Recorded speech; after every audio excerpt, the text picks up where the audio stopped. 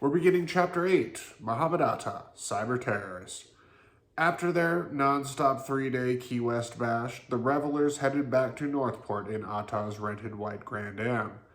Having decided to move in with Mohomed, Amanda now faced a difficult hurdle of retrieving her clothes and other possessions from the apartment she shared with her soon-to-be ex-boyfriend Robert. As she suspected, Robert turned out to not be a very good sport. Mohomed asked me to get an apartment when we got back from Key West, she explained. He asked if I could find an apartment and split rent with him. He was an option for me to run and never look back, so I said okay. What happened next culminates in a twist of fate so cruel and ironic, or cruelly ironic, that it should be in the dictionary. After listening to the Northport landlord Tony LaConca describe what he knew about Atta, FBI agents wanted to know more about Amanda, so LaConca took them to see the local police. From the September 14, 2001 Charlotte Sun, in an effort to locate Keller, the agent accompanied Tony LaConca in the Northport Police Department to pick up a February 25th police report in which Keller had called police about harassing cell phone calls, the Sun reported. The harassing phone calls were from her boyfriend Robert, who was threatening her with physical violence if she left him, she explained. The night we came back from Key West, I got arrested right in front of Vonnie and Tony's apartment. Mohomed bailed me out of jail. It was $150. What happened was Mohomed drove me to pick up my stuff, she recalled, and Robert came out and hit me. I had told him I was leaving him before leaving for Key West, and he said he would fucking kill me. He started wailing on me, and I was bloody. I had cuts on my arms and everything, she said, and Mohomed did nothing, just sat there in the car. He was a big pussy. It was strange to hear this young American woman coolly describe a man responsible for 3,000 deaths as a big pussy. But maybe he was. We'll soon hear more tales portraying him in a less than manly light. Back in Northport, what happened next isn't that cruelly ironic thing yet, but it is ironic. So I called the police in front of Vonnie and Tony's apartment, Amanda told us, and the police came out and arrested me. According to the police report, after Keller called police about the calls, a computer check was conducted and showed an outstanding warrant from Marion County on a worthless check charge, and the Charlotte Sun reported. The police ran my name, and a check I'd written at an animal shelter had bounced, so they arrested me, Amanda explained. So instead of her ex-boyfriend being arrested for assault, it was Amanda who got popped and had to go downtown. Mohomed bailed her out of South County Jail, Vonnie LaConca had told reporters. We told agents this because we told agents this because we thought they, FBI, might be able to get his last name from the reporters. That must have been what the FBI wanted. The bail document, which Atta had to sign to get Amanda released. They were erasing any paper trail. Her bounce check was for a small amount to the Humane Society in Bradenton for charges incurred when she went there to adopt a cat, she stated. Amanda said the checking account Atta used to bail her out was in the name of Mohomed Atarjaki. Now, here's the cruelly ironic part. Mohomed Atta bailed Amanda Keller out of jail for bouncing a check, which she wrote to the Humane Society to adopt a cat. 2 months later, Atta dismembered that same cat and left it gutted on her kitchen table during his rampage through her apartment. Atta rented the LaConca's place in Northport for a week, just the time it took Amanda to find the apartment and the sandpiper across the street from the Venice airport. At this point in telling us her story, she made a chance comment which turned the direction of our investigation southward from Venice to Northport and neighboring Charlotte County.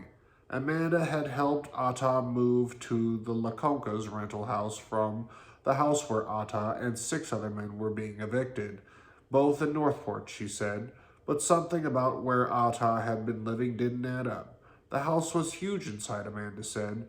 It was immense and beautiful, nicely and expensively furnished. Their landlady was kicking them out, Atta said, because she wanted the house back. She was getting $300 a week from seven different people. 7 guys paying $300 apiece is $2,100 per week, which may not be much in LA or New York, but it is virtually unheard of in an area which caters, as we've seen, to seniors. Why was the rent so high? Another terrorist surcharge? Atta told Amanda when they hooked up at the end of February that he lived in the immense and beautiful Northport home for just 2 months. So we now know that Mohomed Atta didn't move to Miami when he left Huffman Aviation in December of 2000. He shuffled down the block to nearby Northport, still on Florida's Gulf Coast and still near Venice. If he had rushed off to a place filled with tall European models like South Beach, it might make sense, but he didn't. His appetite for infidel pleasures was certainly a healthy one. It took him from the Cheetah Club to the Pink Pony to Harry's Bar in New York. So why was he still hanging around Venice? What was he doing? Here's the answer.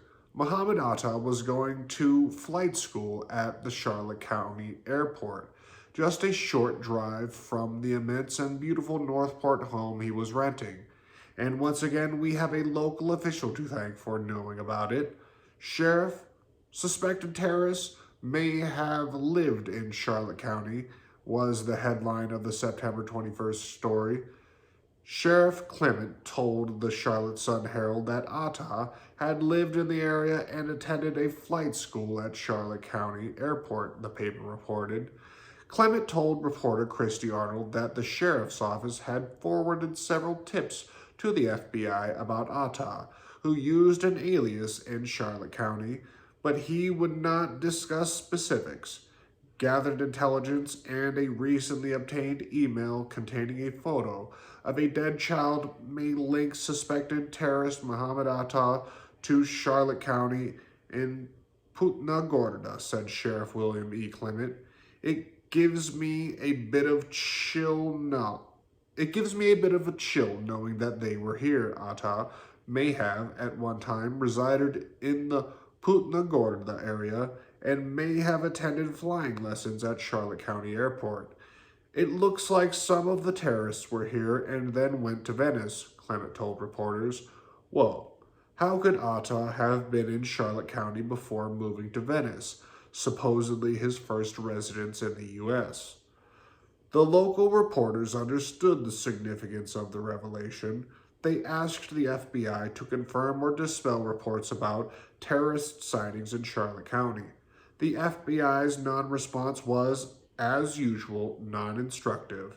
The FBI has information, but the FBI cannot disclose the information because the investigation is pending, said Sarah Oakes, the FBI's Tampa spokeswoman. I can confirm to you that the FBI has followed thousands of leads and interviewed people across the country. We've heard them give this same speech several times already. When the FBI starts quoting statistics about how massive their investigation is, they're almost always hiding something. When we interviewed Sheriff William Clement of Charlotte County, the source of the initial reports of Mohomed Atta having lived in Charlotte County, he was no more happy to see us than Longboat Fire Captain Mooneyham had been.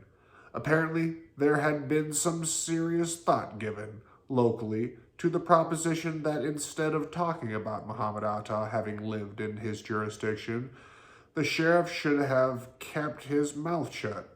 Although Clement is a big man, as Southern sheriffs tend to be, he appeared somewhat chastened by the experience.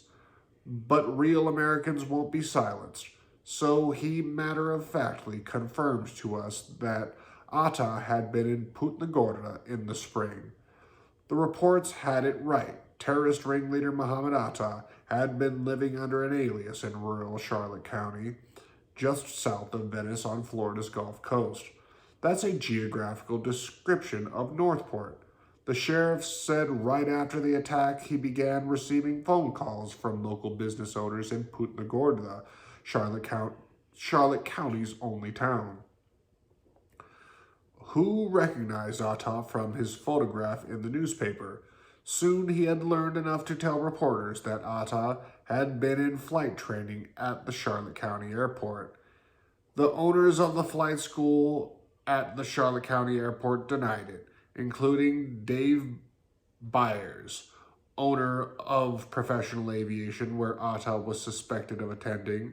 The school had served an international clientele, including dozens of Tunisians, before suddenly going bankrupt at the end of February 2001. The exact same time Amanda said Atta moved back to Venice with her, right across from the Venice airport. He may have had friends here, Byers said. Perhaps he was visiting, but he was not at our school as a student. Byers was whistling in the dark. A little more than 48 hours after the attack, the school received a visit from the FBI.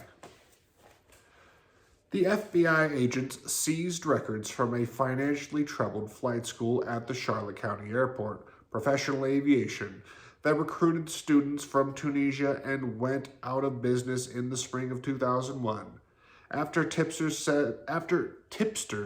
said they saw Atta there late last year or earlier this year, the Sun reported, Brian Ross of NBC News knew something was going on in Charlotte County, and yet more evidence of overseas money trail has been found at a flying school in Punta Gorda, he reported. The owner says FBI agents seized records relating to at least 12 foreign students whose tuition was paid with foreign wire transfers. They were very interested in the German transfers, and they were very interested in the Middle Eastern transfers, Byers told him. Byers' pupils soon became a focus of intense scrutiny from the FBI. At least 8 of them were questioned at least several times each. But what of the strange report of a recently obtained email containing a photo of a dead child? What had that been about? The emails, at least 5, written and sent by Mohomed Atta, first came to light after being reported to authorities by Jim Cantor of Eastern Avionics at the Charlotte County Airport, we learned.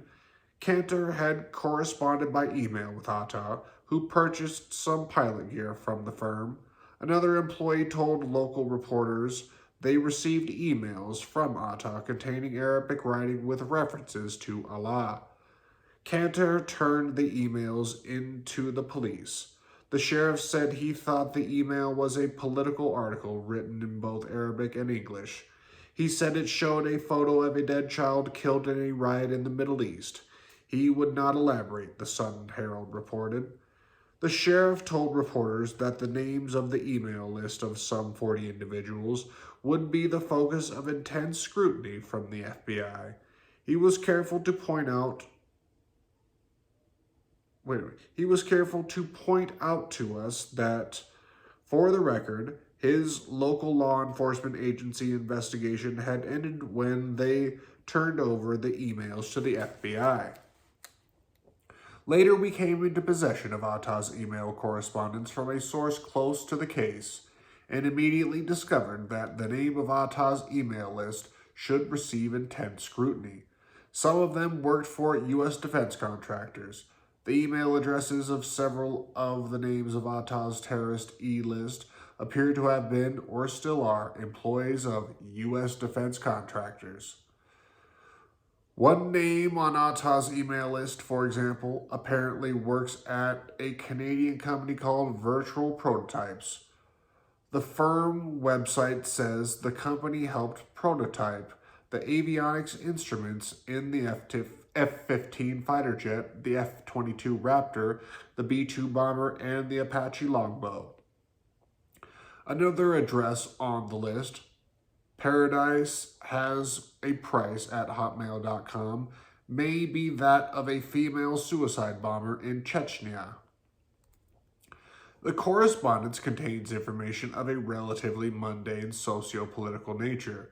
In one, he bemoans the passing of a Muslim figure and asks for prayers. Another of Atta's emails reads, "Today like a non-negotiable demand from Paradise. I demand the decision makers in the American University in Cairo withdraw their threats of dismissing a Muslim female student who refused to take off the Najab and adhere to their claimed non-discrimination policy printed in their catalog," Atta wrote. A niqab is a face veil, according to Islamic sources, and a niqabi is a sister who covers her face and hands when in public, or in the presence of any man outside her immediate family. After verifying the authenticity of the Atta emails with local officials, we shared them with a reporter from a local news channel who had helped break the story of their existence. Amy Ochier's subsequent report led the local news that night on NBC's Charlotte County affiliate. What was it about Charlotte County and the Charlotte County Airport that attracted terrorists? When we asked one well-placed local official, the answer was a shock. The Charlotte County Airport and surrounding area were teeming with international activities of a distinctly spooky kind, he said. We get an inkling of how much strange activity goes on at the Charlotte County Airport when the sheriff told us, a little sheepishly, that 23 helicopters have been stolen there in the last several years, stolen from the sheriff's department later. Later, wags at the airport told us that the helicopters hadn't really been stolen. They'd just been released on their own recognizance. Of course. Okay, we'll do chapter 9 tomorrow.